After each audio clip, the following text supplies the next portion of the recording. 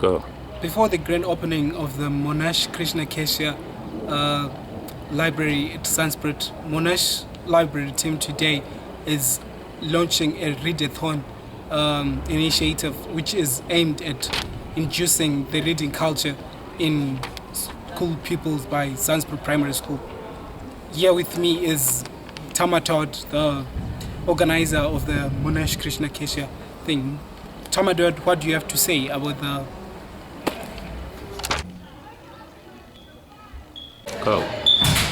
With me here is Ms. Tamatod, the main organizer of the readathon initiative.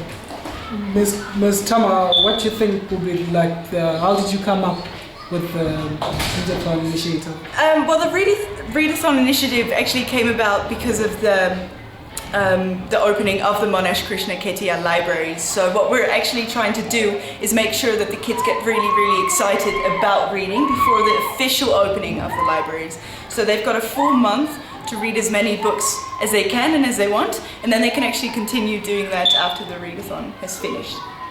Okay, tell us more about Krishna Kesha. Krishna Kesha was actually a student at Monash University South Africa.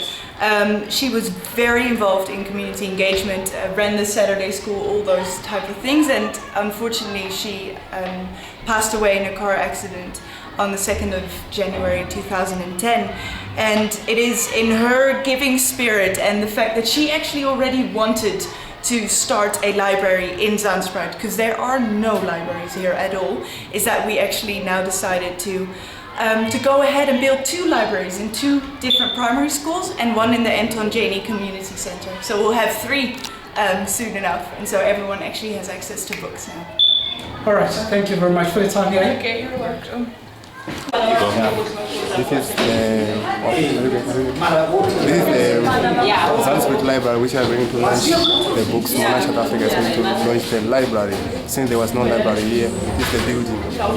Books are going to come up down there. You stop and then you sign advice. Your parent or teacher. Okay. All right. And the person that reads the most minutes, that reads the most books, that reads all their minutes and the bonus stories, all of you guys will get prizes. Okay? Yes. Are we excited? Let me see your hands.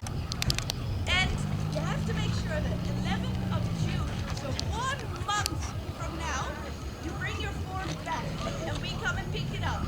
Okay? So that we know who gets prizes. Okay?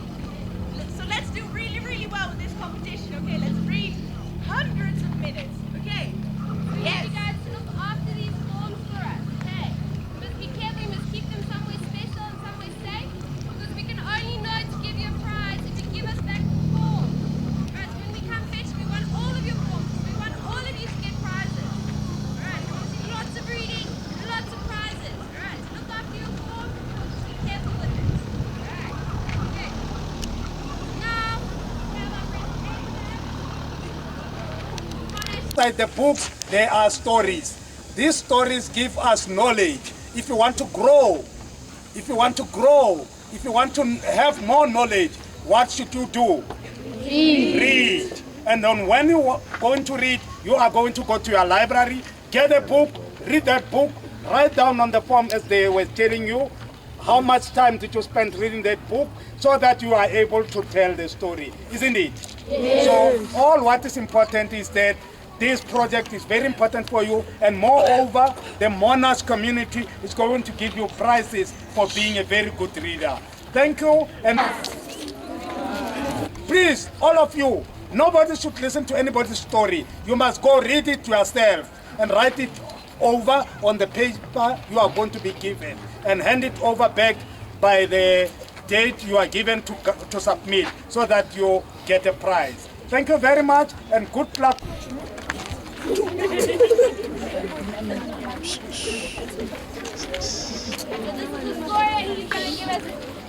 it out loud for us. I have a story for you. And so he was able to catch and eat the other animals without much trouble. This, of course, greatly worried the other animals, since they never knew when the lion was on the hunt. they decided to hold a meeting to find a way of somehow making the lion less dangerous. They talked for a long time and none of them could think of anything. Hare, always the imaginative one, then had a bright idea. I know a way that would make the lion's voice like a terrible thunder of summer storm, he said, and then we would always know when he was coming. The other animals all agreed that this was a marvelous idea, but how was the hare going to manage such a thing? Hare just swinged and set off on this difficult task.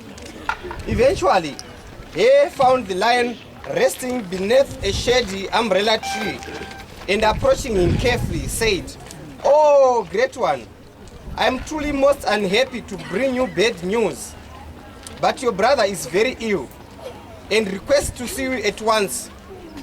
Lion was dreadful, upset to hear this news and told Hare to lead him to his brother as fast as possible. Hare took the lion for miles and miles around the bush veld and for several hours. Lion, after all, had been disturbed during his morning sleep, was so weary he could go no further. He lay down in a shady spot and slept. Now, with the help of a honey-guide bird, the crafty hare found a wild bee's nest in the tree not far away.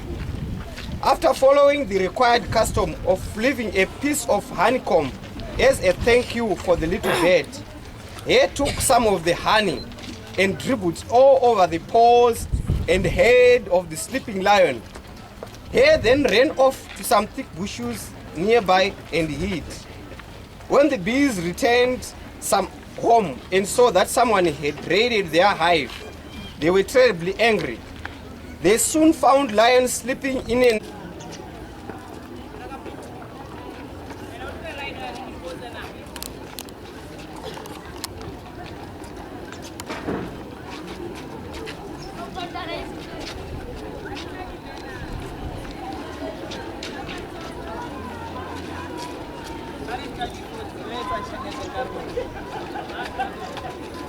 Hey,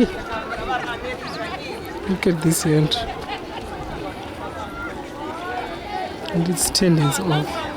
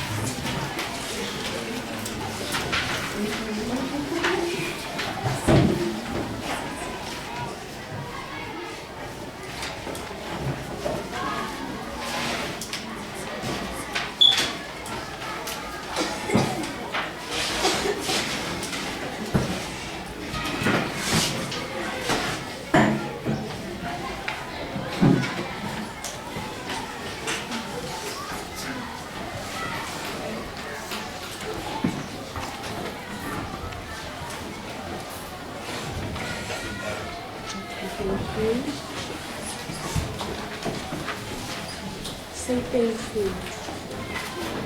Say thank you. Thank you. Okay.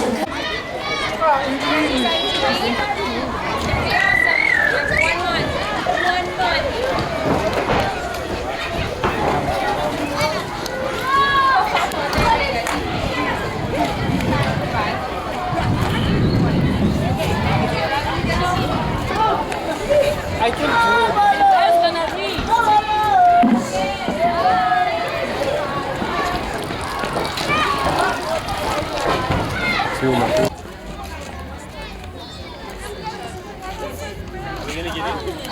Just get closer to each other.